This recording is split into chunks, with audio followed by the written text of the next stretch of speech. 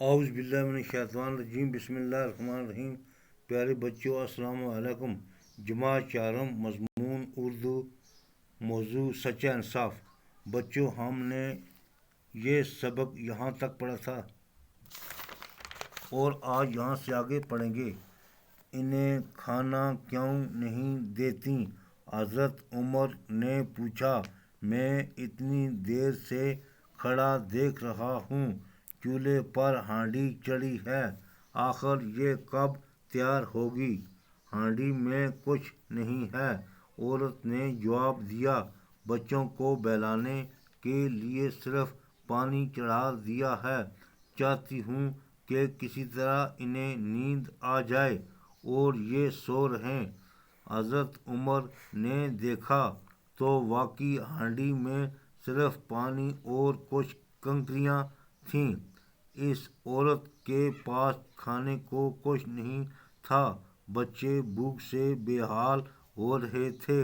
ان کی تسلی کے لیے عورت نے چولہا جلا کر ہانڈی میں پانی اور کنکریاں ڈال دی تھیں تاکہ بچے یہ سمجھیں کہ کھانا پک رہا ہے، کچھ دیر میں نیند آ جائے گی اور یہ سو رہیں گے، پھر کسی نہ کسی طرح رات کٹ جائے گی۔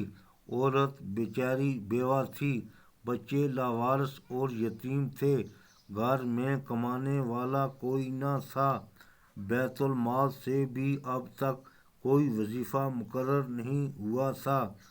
آپ نے درد بھرے لہجے میں کہا، مائی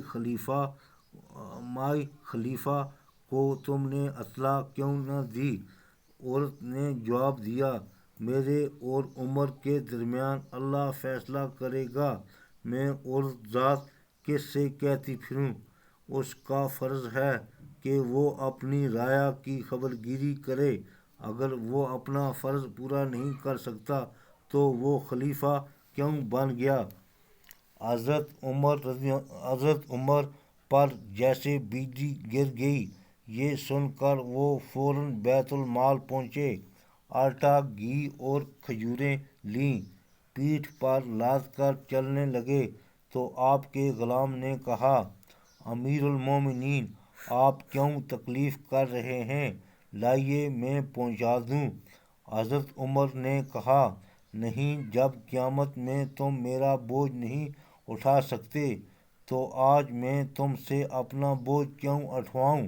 یہ کہہ کر اپنا سارا سامان خود لا کر اس عورت کے پاس پہنچے، خود بیٹھ کر آگ پھونکی، کھانا تیار کر کے بچوں کو پیٹ بھر کھلایا۔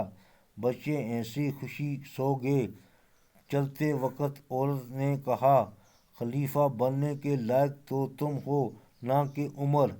حضرت عمر بولے، مائی معاف کرنا، عمر میں ہی ہوں، مجھ سے واقعی غلطی ہوئی ہے کہ اب تک تمہاری خبر نہ پوچھی۔